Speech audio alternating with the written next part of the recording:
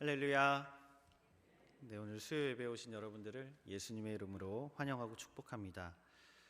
오늘은 선한 목자는 착한 목자가 아니다 라는 제목으로 하나님의 말씀을 전하도록 하겠습니다. 먼저 선하다라는 단어의 두 가지 의미를 좀 살펴보려 합니다. 먼저는 사전적인 의미를 좀 살펴보고요. 그 다음에 문맥적인 의미를 살펴보도록 하겠습니다. 사전적 의미는 말 그대로 선하다, 착할 선자가 쓰였습니다. 그래서 선하다라는 뜻은 기본적으로 착하다라는 뜻이 있고요. 국어사전을 보면 마찬가지로 올바르고 착하여 도덕적 기준에 맞는 데가 있다라는 의미를 우리에게 알려주고 있습니다. 그래서 선하다, 착하다 하면 사람의 성품이 착하다, 성품이 온유하다, 언행이나 마음씨가 곱고 바르며 상냥하다, 이런 긍정적인 의미를 먼저 우리가 알게 되고, 그런데 꼭 선하다, 착하다라고 할 때 긍정적인 의미만 있는 것은 아닙니다. 부정적인 의미도 같이 연상이 되는데요. 사람이 연약하고 유약하다라는 그런 느낌을 좀 받기도 합니다.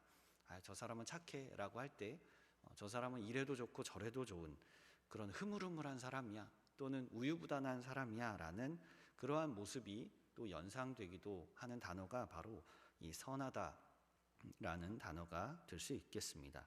그래서 우리가 선한 목자, 선하다의 목자를 붙여서 선한 목자라는 이미지를 떠올릴 때는 이런 긍정적인 의미, 성품이 착하고 온유한 이런 긍정적인 의미와 함께 부정적인 의미, 우유부단하고 또 연약하고 유약한 이런 의미들이 종합되면서 거기에 시편 23편이 더해집니다. 여러분 시편 23편 아시죠? 여호와는 나의 목자시니 내게 부족함이 없으리로다. 그가 나를 푸른 풀밭에 누이시며 쉴만한 물가로 인도하신다. 자, 그런 이미지가 이제 함께 종합되는 겁니다. 그래서 선한 목자 하면 우리가 어떤 이미지를 우리가 떠올리게 되냐면 푸른 풀밭에서 양을 치는 그런 목자, 그리고 인자한 미소를 지으며 우리를 인도하시는 목자의 모습이 아마도 떠오르실 겁니다.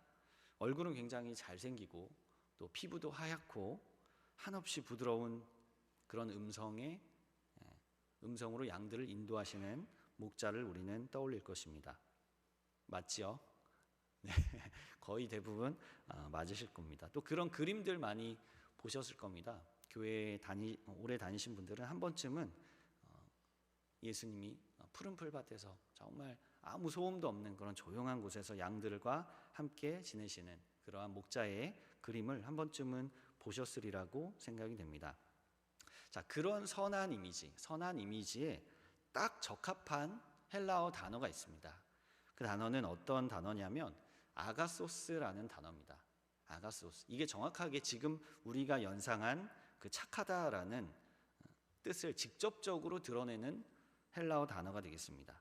자, 성경에 여러 군데 쓰였는데요. 아주 직접적으로 이 착하다라는 의미를 드러낸 구절이 있습니다. 사도행전 11장에 보면 이렇게 되어 있습니다. 바나바를 이제 설명하는데, 바나바는 착한 사람이요 성령과 믿음이 충만한 사람이라, 이렇게 표현하고 있습니다.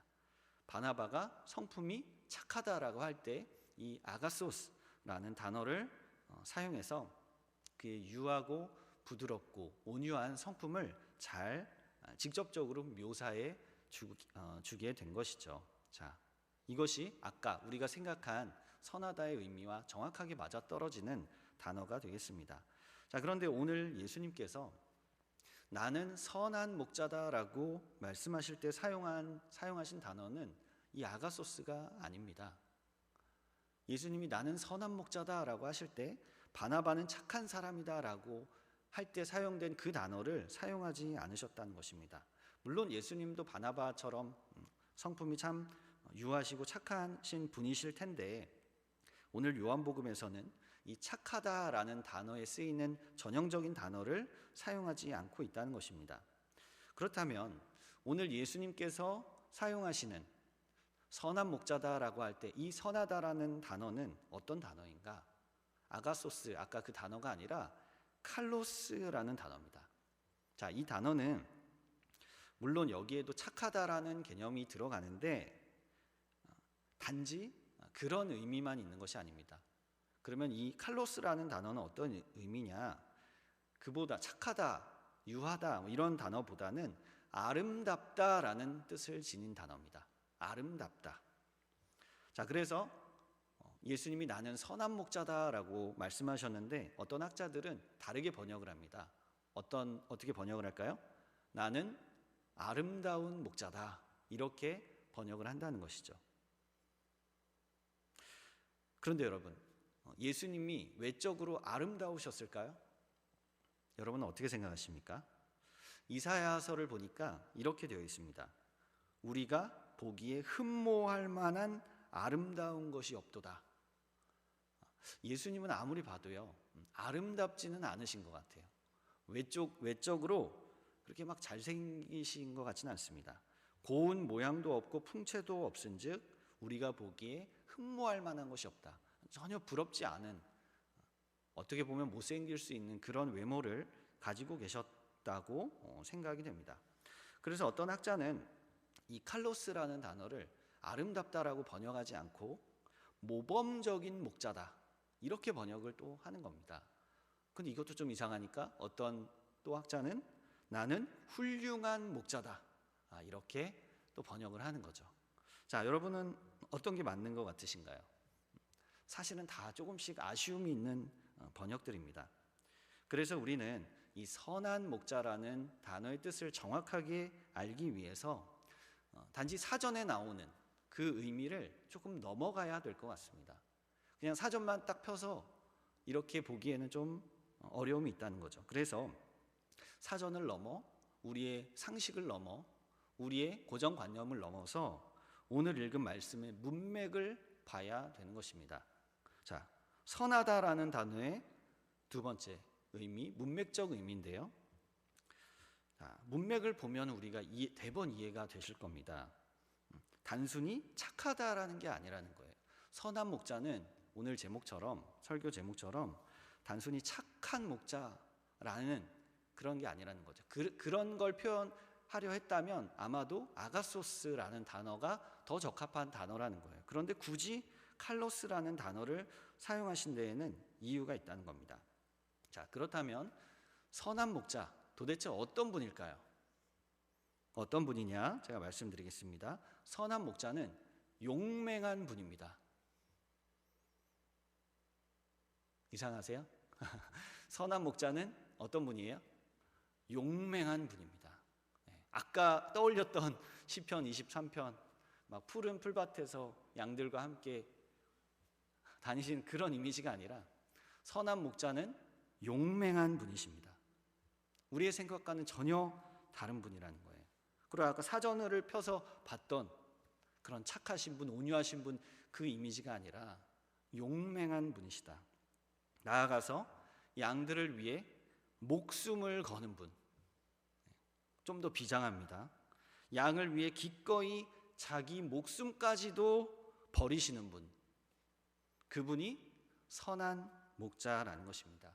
그래서 선한 목자라는 호칭은 단지 예수님의 이 착한 성품에 관한 호칭이 아니라 그분이 행하신 사역에 대한 호칭인 것입니다. 그분이 도대체 뭘 하셨는가? 예수님이 이 땅에 오셔서 뭘 하셨는가라는 그분이 하신 사역에 대한 호칭인 것이죠. 그게 선하다. 그리고 그것은 용맹스러움을 말하는 것입니다. 오늘 11절 말씀을 살펴보겠습니다. 11절 나는 선한 목자라. 선한 목자는 양들을 위하여 목숨을 버리거니와 라고 되어 있습니다. 자, 여기서 우리는 예수님이 어떤 분이신지 알게 됩니다. 예수님의 두 가지 사역을 우리는 확인하게 되는데 일단 목숨을 버리십니다. 그런데 왜 목숨을 버리시는가? 두 가지인데 첫 번째로 양들을 지키기 위해서 목숨을 버리십니다. 두 번째로는 양들을 찾기 위해서 목숨을 버리십니다. 자, 먼저 첫 번째 사역을 한번 살펴보겠습니다.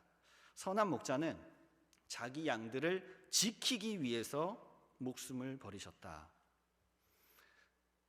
남을 지키기 위해서, 내 목숨을 지키려 하는 것이 아니라 다른 이를 지키기 위해서 나의 가장 소중한 목숨까지도 아까워하지 않으셨던 분이 예수님이십니다. 그래서 예수님은 용맹하신 분이고 용기 있으신 분이고 담대한 분이십니다. 여러분, 기사도 정신 아시죠? 기사도. 그런 기사도 정신을 발휘하시는 순교적인 전사로 오늘 나는 선한 목자다라고 말씀하신 것입니다. 여기서 우리는 한 가지 사실을 알 수가 있습니다. 목자가 양을 지키려면 단순히 성품이 착한 것으로는 안 된다는 것입니다. 수많은 양들, 죽음의 위기 가운데 있는 양들을 지키는 목자라면 결코 유약해서도 안 되고 우유부단해서도 안 되는 것입니다. 그리고 무엇보다 겁이 많아서는 안 됩니다. 자기 목숨까지 버릴 수 있는 용맹함이 있어야만 자신의 양들을 지켜낼 수 있는 것입니다. 여러분, 양 주변에는 항상 이 양의 생명을 노리는 짐승들이 있습니다. 성경에는 이들을 이리라고 부르고 있습니다. 동화책에도 많이 나오죠. 아기 돼지 삼형제를 잡아먹으려는 늑대. 어린아이들은 막 무서워합니다. 늑대가 나타났다 하면 이제 무서워하는 그 동화. 또는 이리라는 이 짐승. 호시탐탐 양을 잡아먹을 궁리를 하고 있습니다. 목자가 방심한 그 틈을 노려서 양을 잡아먹으려는 계획을 꾸미는 그러한 짐승이 되겠습니다. 그러다가 정말 기회가 나면 양무리를 공격합니다. 그런데 만약에 그때 그 위기의 상황에서 목자가 그냥 그 상황을 멍하니 쳐다만 보고 서 있다거나 겁을 먹고, 이리가 무서워서 겁을 먹고 무서워서 벌벌 떨면은 어떻게 되겠습니까? 그러면 양들은 보호받을 수 있는 것이 없죠. 그래서 양들은 그대로 이리에게 물려 죽는 것입니다. 그래서 목자는 이리가 나타나면 자신의 착한 성품을 드러내는 것이 아니라 죽기 살기로 싸워야 하는 것입니다. 기다렸다는 듯이 몽둥이를 휘두르면서 이리를 내쫓아야 하는 것이죠. 물론 이리와 싸우는 것이 만만하지가 않습니다. 목숨을 걸어야만 할 수 있는 일입니다. 목자는 이리와 싸우다가 다칠 수도 있습니다. 그러나 그걸 감수하고 자기 양들을 지키기 위해서 끝까지 싸워야 한다는 것입니다.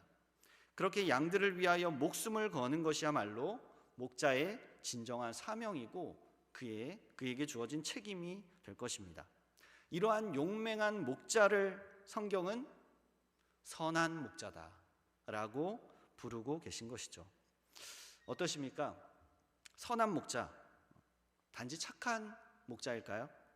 아닙니다. 우리가 지금 살펴봤듯이 물론 착하기도 하겠죠. 물론 선한 목자니 성품도 좋을 것입니다. 그러나 그것이 선한 목자의 본질은 아니라는 것입니다. 선한 목자는 오직 양을 지킨다는 그 사명 하나로 목숨을 걸고 싸우는 용맹한 용사인 것입니다. 그렇게 우리의 영혼과 우리의 생명을 지켜내신 분이 바로 우리의 선한 목자 되시는 예수님이십니다. 이 사실을 믿으시고 이 사실에 감사하는 저와 여러분들 다 되시기를 간절히 바랍니다. 여러분, 사탄 마귀가 어떤 존재입니까? 바로 방금 말씀드린 이리와 같은 존재입니다. 우리의 영혼과 육신을 물어뜯는, 우리를 잡아먹으려고 하는 그 존재가 바로 사탄 마귀인 것입니다. 사탄 마귀는 우리를 향해 매섭게 달려들죠. 그런데 예수님께서 어떻게 하셨습니까? 양인 우리, 자신의 소유된 우리들을 지키시기 위해서 목숨을 걸고 사탄 마귀와의 한판 승부를 벌이신 것입니다. 사탄이 우리를 죄와 사망의 구렁텅이로 끌고 가려고 할 때 예수님이 십자가에서 피 흘리시기까지 싸워주시고 또 거기서 죽으심으로 말미암아 우리를 죄와 사망에서 건져주시고 지켜내 주신 것입니다.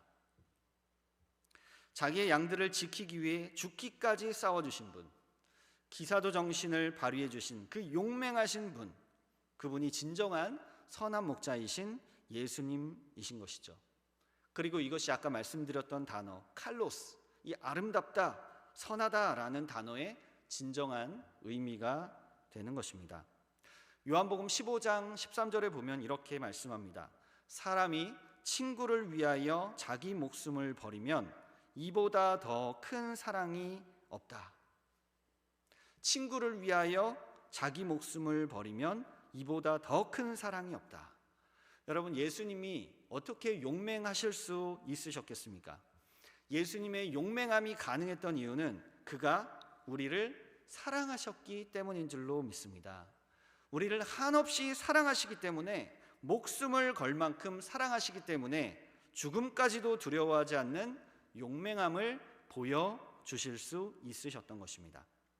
예수님은 우리를 사랑하시는 목자셨습니다. 반대로 삭군이 있습니다. 삭군은 양들을 사랑하지 않습니다. 그는 그저 돈을 받고 고용된 사람입니다. 그러니까 목숨을 건 용맹함이 발휘될 수가 없는 것이죠. 오히려 이리가 오면 멀뚱멀뚱 쳐다보다가 양들을 놓고 도망간다는 것입니다. 그 사이에 양들은 이리에 물어뜯겨 죽게 되는 것이죠. 삭군은 양들을 돌보지 않습니다. 왜냐하면 자기 양이 아니기 때문입니다. 오늘 읽은 12절 13절에 보면 이렇게 말씀합니다.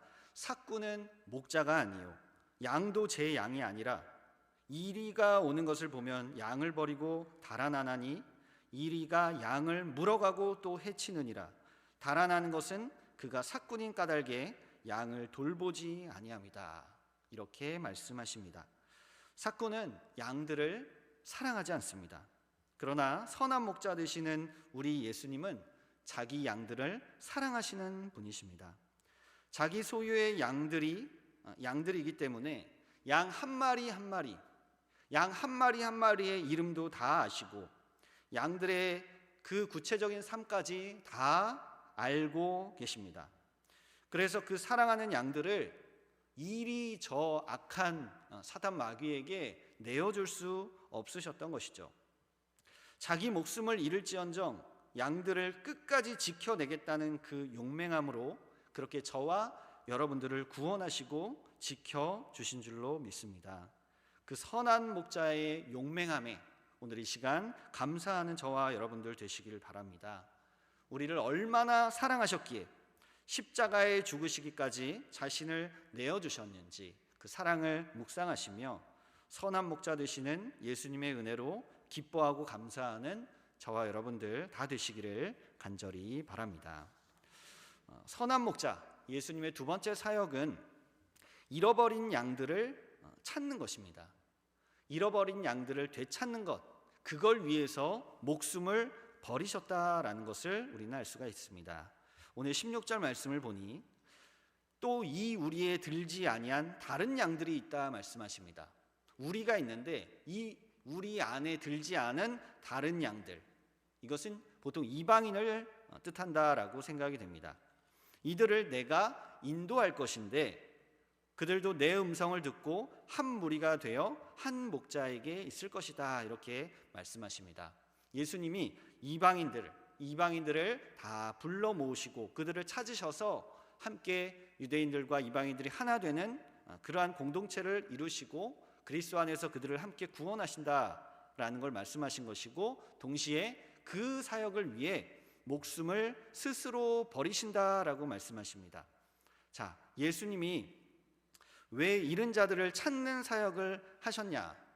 왜 이렇게 흩어진 자들, 잃어버린 자들을 다시 찾으시고 불러 모으시는 사역을 하셨냐면 이것이 하나님 아버지의 뜻이었기 때문입니다. 잃어버린 자들을 다시 찾아서 불러 모으는 것, 이것이 하나님 아버지의 뜻이었다. 요한복음 6장에 보니까 나를 보내신 이의 뜻은 내게 주신 자 중에 내가 하나도 잃어버리지 아니하고 마지막 날에 다시 살리는 것이라 말씀하십니다. 잃어버린 자들이 있다는 겁니다. 하나님의 사랑하셔서 택하신 자들, 그렇지만 지금 잃어버려서 이 우리 안에 들지 않은 자들이 있는데 그들이 유대인을 넘어 있는 이방인들이고 그 모든 자들을 다시 아버지 앞으로 불러 모으신다. 이것이 선한 목자이신 예수님의 두 번째 사역이었던 것입니다. 제가 예전에 외국 나갔을 때 얘기를 잠깐 드리려 하는데요. 외국에 잠깐 나갔을 때 저희 가족 이제 같이 나갔었는데 저희 아들을 잃어버린 적이 있습니다. 네, 혹시 여러분들 그러신 적 있으신가 모르겠습니다. 이 사람들이 많은 공간에서 순식간에 아이를 잃어버린 겁니다. 만 2돌 됐을 때, 한국 나이로 3살 되었을 때인데 한창 앞뒤 안 가리고 앞뒤 안 보고 막 뛰어다니는 그러한 아이일 때 아이를 잃어버린 적이 있었습니다. 국내에서 잃어버렸어도 굉장히 당황했을 텐데 외국에서 잃어버리니까 제가 순간 정신이 나가는 줄 알았습니다. 순간 아무것도 안 보이고 그 아이를 찾아야겠다, 무조건 찾아야겠다는 생각뿐이었습니다. 그래서 정신없이 막 뛰어다녔고요. 고래고래 소리를 지르면서 아이의 이름을 불렀던 적이 있습니다. 골든타임을 놓치면 안 된다라는 생각으로 혼자 막 여기저기 막 뛰어다니면서 정말 미친 사람처럼 아이의 이름을 부르고 다녔죠. 그러다 보니까 주변 사람들이 다 외국인들이었는데 한 동양인이 막 이상하게 막 소리 지르고 다니니까 이상하게 저를 쳐다봤던 그런 기억이 납니다. 하지만 저는 아랑곳하지 않고 저희 아들의 이름을 목 놓아 부르면서, 목이 터져라 부르면서 아이를 이제 찾았던 기억이 있습니다. 그렇게 한참 동안 아이를 찾다가 마침내 다행히도 잃어버린 아들을 찾게 되었습니다. 네. 어땠을까요? 굉장히 기뻤죠. 굉장히 기뻤고요. 안도감이 들었고 안심이 되었습니다. 그래서 그 아들을 찾자마자 이제 꼭 안아주었죠. 그런데 아이는 신났습니다. 이제 아이는 뭐 이게 아빠가 찾는지 또 자기를 잃어버렸는지 아닌지 이런 걸 모르니까 그냥 막 신나게 뛰어다니다가 다시 또 뛰어다니고 이제 그랬던 예전 외국에서의 기억이 납니다. 자, 그런데 뭐 결과적으로 어떻습니까? 아버지의 품에 돌아오니까, 아버지의 품을 떠났다가 아버지의 품으로 다시 돌아오니까 얼마나 다행이고 또 가정 안에 평안이 있고 행복이 있고 얼마나 감사한지 모릅니다. 자, 우리 예수님이 바로 이런 사역을 하셨다는 것이죠. 저와 여러분이 멀리 흩어지고 우리가 잃어버려졌는데 그런 우리를 정말 제가 아들을 찾듯이 간절하게 찾으셨다는 것입니다. 잃어버린 우리를 그렇게 목이 터져라 부르셨다는 것이죠. 그리고 결국에는 마침내 그 아들을 찾아내셔서 저와 여러분을 아버지의 품으로 인도해 주셨다는 것입니다. 아버지의 품을 떠나서 이 땅에서 막 잘 사는 것 같았지만 그 인생은 불행한 인생이었는데 예수님 덕분에, 예수님이 우리를 찾아주시고 불러주시고 모아주셔서 다시 아버지의 품으로 안겨주시니 우리는 얼마나 기쁘고 감사한 줄 모르겠습니다. 이 찾는 사역, 우리를 불러 모으시는 사역을 위해서 예수님이 십자가에서 자기 목숨을 내어 주신 것입니다. 그냥은 여러분 잃어버린 양들을 찾을 수가 없습니다. 반드시 피나고 찢기는 고통을 수반해야만 그 흩어져 버린 양들, 잃어버린 양들을 도로 찾을 수 있는 것입니다. 그럼 목숨을 건 희생과 헌신을 통해 저와 여러분의 구원이 이루어지게 된 줄로 믿습니다. 선한 목자는 이런 분이십니다. 우리가 막연하게 생각했던 착한 분, 착한 성품의 그런 분이 아니라, 물론 착한 성품도 가지고 계셨겠지만 그런 뜻이 아니라는 것이죠. 유약한 분도 아니고 우유부단한 분도 아니십니다. 오히려 예수님은 자기 목숨을 버리며 양들을 끝까지 지키시고 또 끝까지 찾아내시는 분이십니다. 용맹하실 뿐만 아니라 책임감이 있으신 분, 이런 분이 우리 주 예수님, 우리의 선한 목자이시라는 사실입니다. 자, 그래서 이 사실, 선한 목자, 우리 주 예수님이 계시다는 이 사실이 우리에게 큰 위로가 되고 소망이 되는 줄로 믿습니다. 나의 영원한 보디가드, 그분이 예수님이시라는 것이죠. 사탄 마귀가 나를 해하려고 할 때 주께서 나를 위해 목숨 바쳐 싸워주신다. 아버지의 품을 내가 멀리 떠났을 때, 그래서 길을 잃어버렸을 때도 나를 찾아와 주시고 나를 안전하게 구원해 주시며 다시 아버지의 품으로 인도해 주신다. 그러한 큰 감격과 감동이 우리에게 있는 줄로 믿습니다. 이제 우리는 든든한 목자를 만나게 된 것입니다. 평생 믿고 따라갈 수 있는 목자를 만나게 된 것입니다. 그분의 음성만 듣고 따라가면, 그분의 뒤를 따라가기만 하면 우리는 안전하고 언제나 평안하게 살 수 있는 줄로 믿습니다. 또한 그분이 교회를 책임져 주십니다. 이 땅의 교회와 성도들을 책임져 주신다는 것이죠.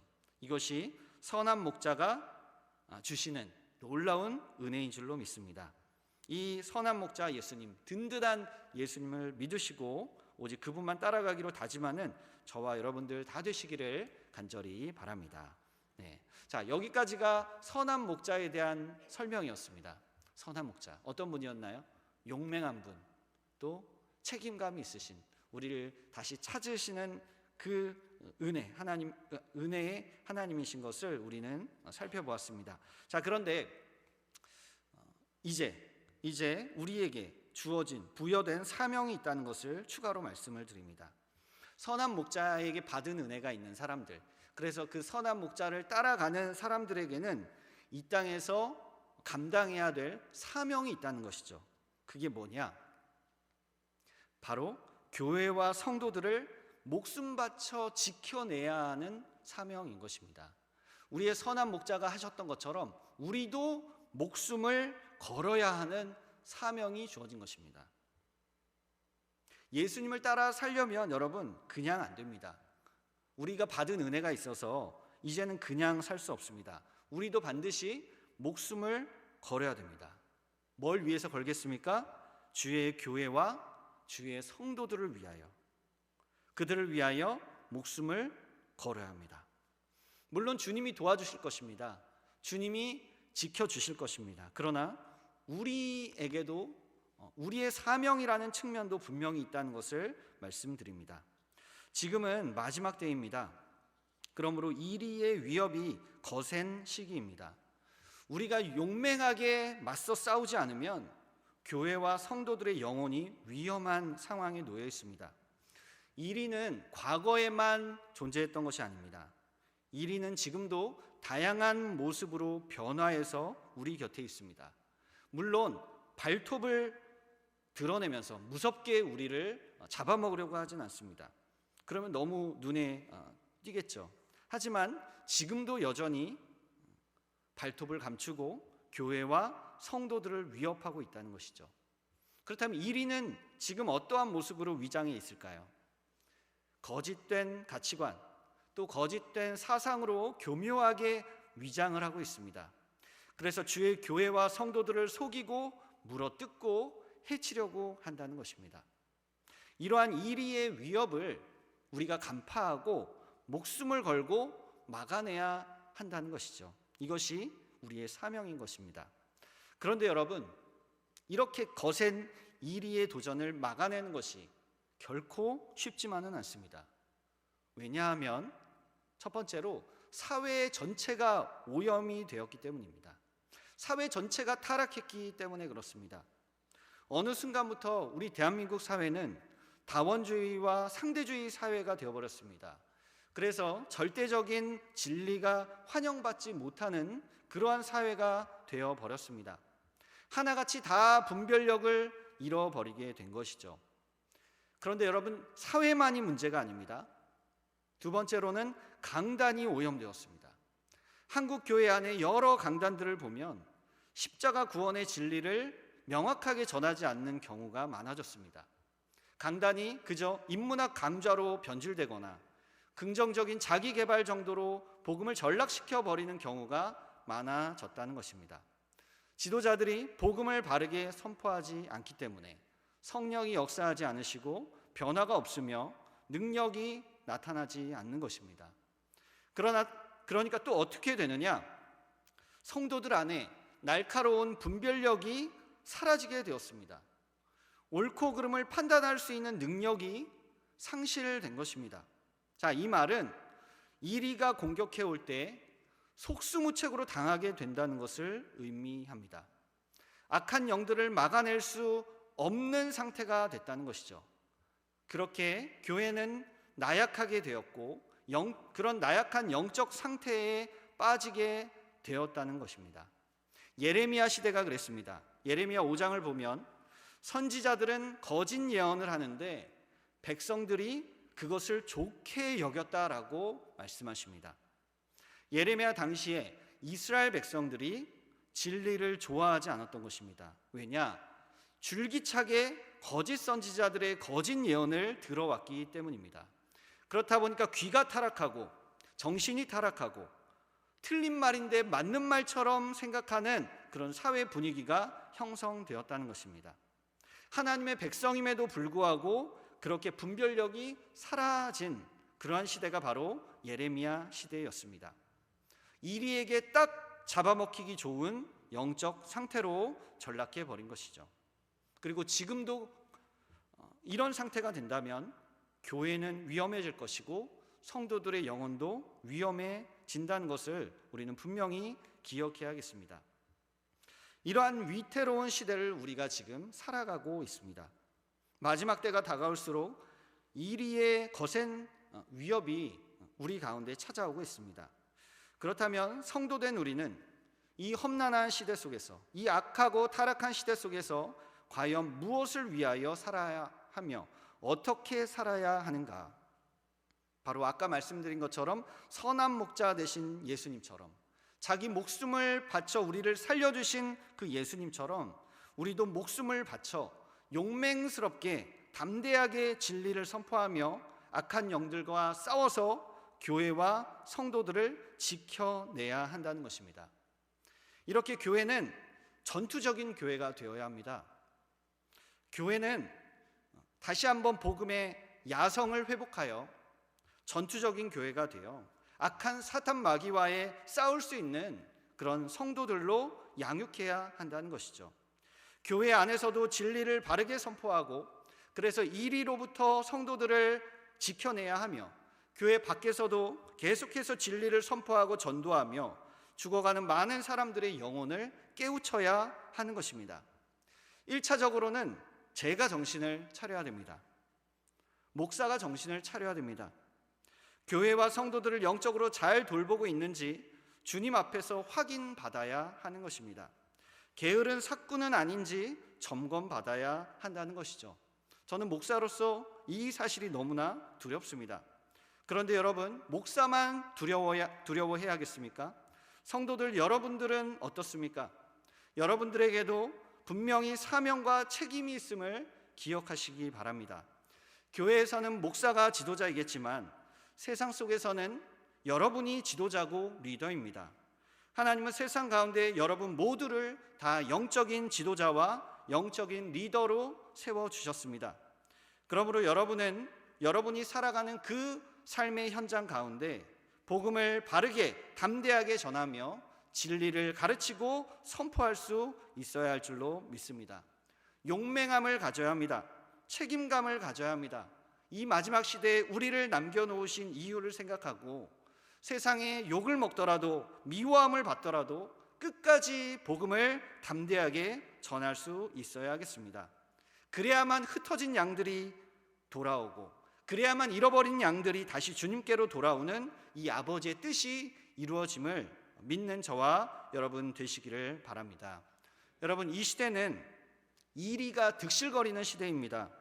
어떻게 해서든지 주의 교회와 성도들을 잡아먹고 무너뜨리려는 그렇게 안달이 난 시대가 바로 우리가 살아가는 이 시대입니다. 그러나 우리가 무섭다고 위기라고 낙심하고 좌절만 해서는 안 되는 것입니다. 다가올 미래를 여러분 두렵다고 해서 비겁하게 도망가서는 안 되는 것입니다. 오히려 선한 목자 되시는 예수님의 은혜를 의지하여 목숨을 걸고 영적으로 도전하고 영적인 싸움을 감당해내야 하는 것이죠. 그렇게 우리는 용맹함과 책임감을 가지고 이 어두운 시대를 전투적으로 돌파해 나가야 하는 것입니다. 그때 하나님께서는 우리에게 패배가 아니라 영원한 승리를 맛보게 하실 줄로 믿습니다. 말씀을 맺습니다. 사랑하는 성도 여러분, 선한 목자는 단지 착한 목자가 아닙니다. 예수님은 용맹한 목자이십니다. 그 용맹한 목자이신 예수님을 믿고 따라갈 때 저와 여러분은 반드시 승리할 줄로 믿습니다. 이 마지막 시대에 선한 목자를 따라서 교회와 성도들을 지키는 일에 귀하게 쓰임받는 저와 여러분들 다 되시기를 예수님의 이름으로 축원드립니다.